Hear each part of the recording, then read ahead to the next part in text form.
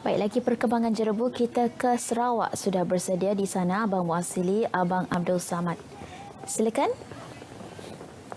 Terima kasih Aisyah di Angkasa Puri. Assalamualaikum dan salam sejahtera.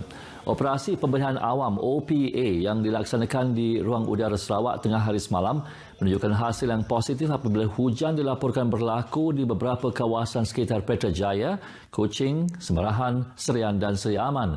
Operasi selama 3 hari itu menggunakan pesawat Hercules C-130 milik Tentera Udara Diraja Malaysia TUDM. Wartawan Jati Jaya bersama juru kamera Danny John yang menyertai operasi berkenaan. Ada laporannya.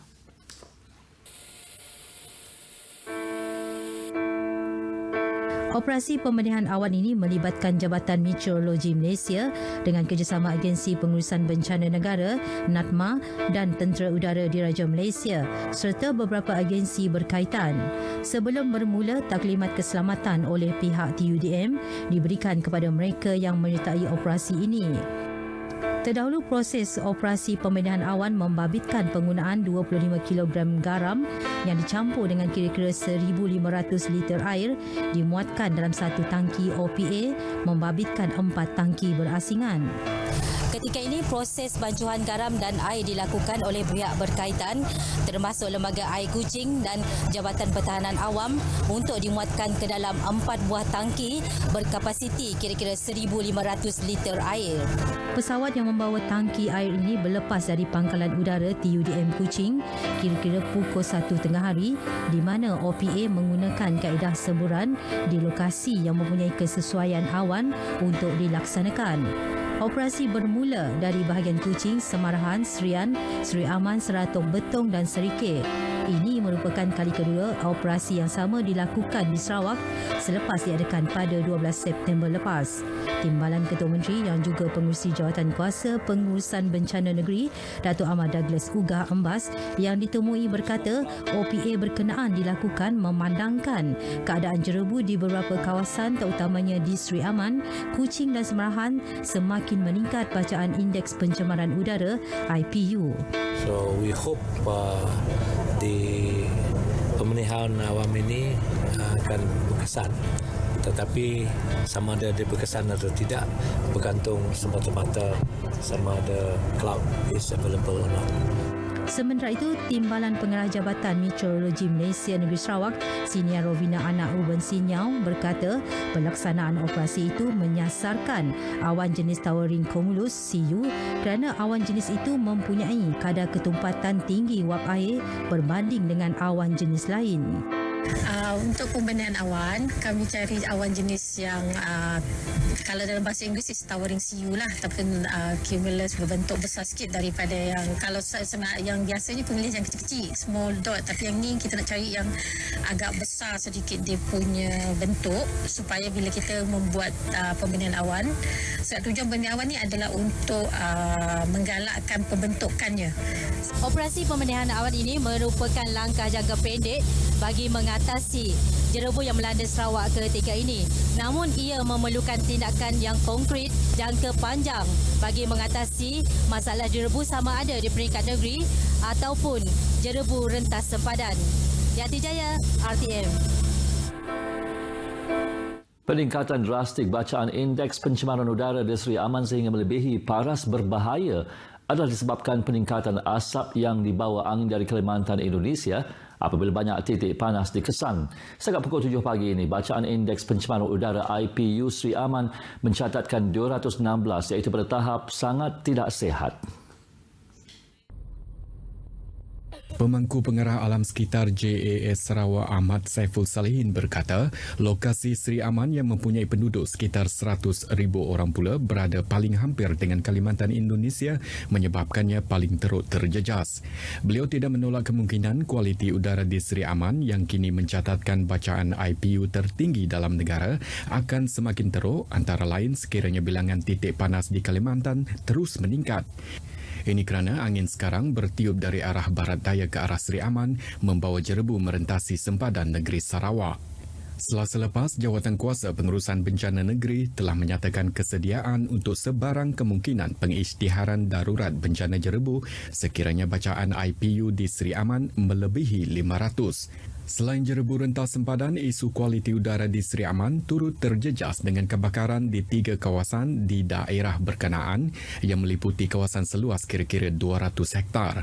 Menurut Agensi Pengurusan Bencana Negara, dalam satu kenyataan, keluasan kebakaran yang belum dapat dipadamkan hanya berbaki kira-kira 80 hektar selepas operasi memadam masuk hari kelima semalam.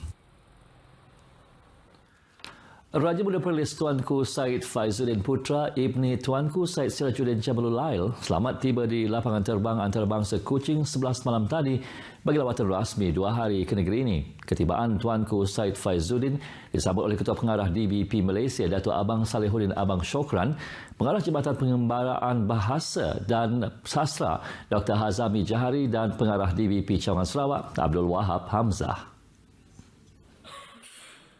Pagi ini, Tuanku Syed Faizuddin akan mengadakan lawatan ke Pusat Kebajikan Datuk Amar Jumani dekat Satok sebelum ke Masjid Al-Abiyat Matang Jaya dan bangunan DBP Cawangan Sarawak di Kuching. Pada sebelah petang, Raja Muda Perlis akan mengadakan lawatan ke Medan Negara Satok, Kubah Ria. Pada sebelah malam, Tuanku Syed Faizuddin akan menghadiri Majlis Jabatan Negeri di Kuching. Manakala pada esok hari, Tuanku Syed Faizuddin akan mengadakan lawatan ke 2 buah sekolah rendah di Semarahan termasuk SK Pendidikan Khas dan SMK Kota Semarahan sebelum bergerak ke Unimas bagi melawat Fakulti Perubatan dan Kesihatan institut itu sebelum berangkat pulang pada sebelah petang. Pindaan kepada Ordinan Hak Milik Strata 1995 di Sarawak akan dibentangkan pada sidang Dewan Undangan Negeri akan datang pada November ini. Ketua Menteri Datuk Petinggi Abang Johari Tun Oping berkata tujuannya adalah untuk menukar status tanah ke zon tanah campur di kawasan tertentu untuk membangunkan perumahan. Datuk Patinggi Abang Johari berkata perkara itu akan diteliti namun status tanah adat yang sedia ada perlu dikekalkan. Jelasnya, kerajaan akan mengenal pasti kawasan tanah yang boleh ditukar sebagai zon campur untuk memenuhi permintaan dan peningkatan guna tanah khususnya bagi membangunkan lebih banyak perumahan dan juga bagi membina lebih banyak bangunan yang tinggi bagi rakyat negeri ini. Antara lokasi yang dikenal pasti termasuklah di sepanjang Kuching ke Bauk, Kuching Serian dan Kuching Lunduk. Datuk Patinggi Abang Johari berkata demikian ketika berucap merasmikan Expo Hartanah 2019 Anjuran Persatuan Pemaju Perumahan dan Hartanah Sarawak SHEDA 2019 di Kuching. Beliau berkata, bagi menghubungkan kawasan tersebut ke pusat bandar, pengangkutan awam akan ditingkatkan termasuklah mewujudkan ERT. Dalam pada itu, Datuk Patinggi Abang Johari berkata harga rumah di negeri ini 10% lebih tinggi berbanding dengan harga rumah di Semenanjung Malaysia berikutan kos logistik dan pembuatan yang ditanggung oleh pemaju. Hal ini menyebabkan harga tersebut sukar diseragamkan seperti di Semenanjung Malaysia. Terdahulu dalam ucapan, Presiden SHEDA Dr. Christopher Ngui berkata pihaknya akan terus bekerjasama dengan kerajaan negeri dalam menyediakan lebih banyak perumahan di negeri ini. Pengerusi sebuah koperasi automobil di Kuching antara 3 individu yang dikesan menyalahguna dana kerajaan berjumlah 3.4 juta ringgit. Mengesahkan perkara itu, Ketua Pasukan Siasatan Jenayah Pengubahan Wang Haram Bangkit Aman SAC Datuk Khalil Azlan Cik berkata, ekoran itu pengurusi koperasi terbabit bersama setiausaha dan bendaharinya disiasat di bawah Seksyen 409 Kanun Keseksaan. Hamizan.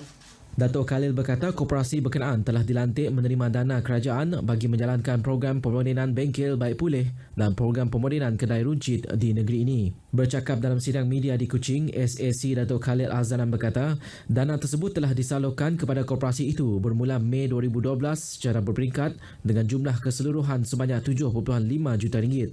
Lanjutan kes tersebut, seramai 57 individu dan 8 entiti yang disyaki terlibat dengan kegiatan jenayah pengubahan wang haram telah disiasat di bawah Seksyen 4-1 Akta Pencegahan Pengubahan Wang Haram, Pencegahan Pembiayaan Keganasan dan Hasil daripada Aktiviti Haram 2011 pada Jun tahun ini.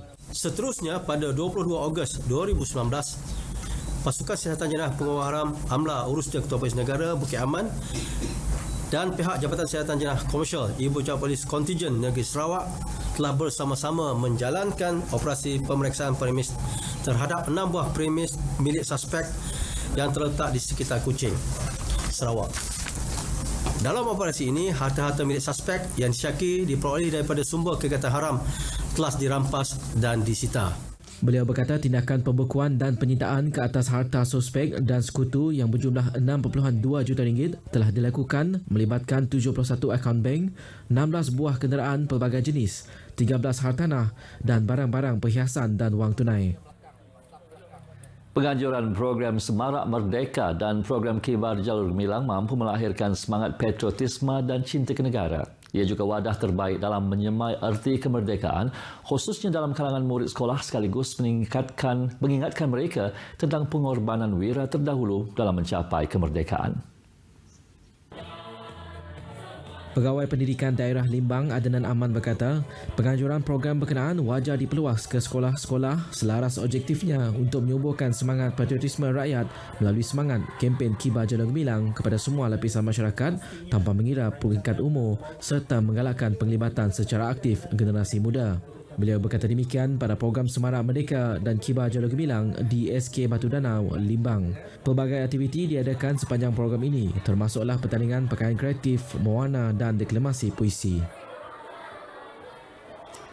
Pelajar tingkatan 3 dari kelas rancangan khas Sekolah Menengah Kebangsaan SMK Pujut Miri, Kong Mei Ki bersama 2 lagi adiknya yang kisahnya mendapat perhatian masyarakat atas kesusahan keluarga mereka akan dipindahkan ke SMK Datuk Permaisuri tahun depan bagi memudahkan mereka mendapat kemudahan asrama.